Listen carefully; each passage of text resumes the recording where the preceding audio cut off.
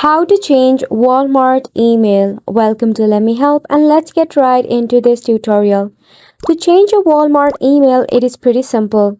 Firstly, launch a browser and search for Walmart, or just tap open your Walmart application if it is installed in your device.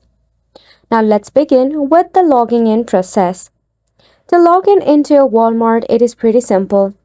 Just tap on the three horizontal line and select on the sign in button to log in into your account. Once logged in, just tap on the account button if you are using a website. If not, just tap open your Walmart application and log in into your account. Once you are logged in your Walmart, you need to head over to your personal info.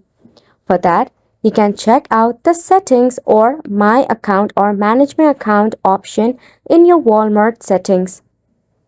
Then tap open your personal info.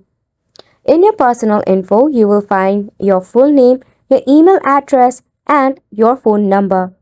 Since we want to change our Walmart email address, just click on the edit button next to email address and update a brand new email address for your Walmart.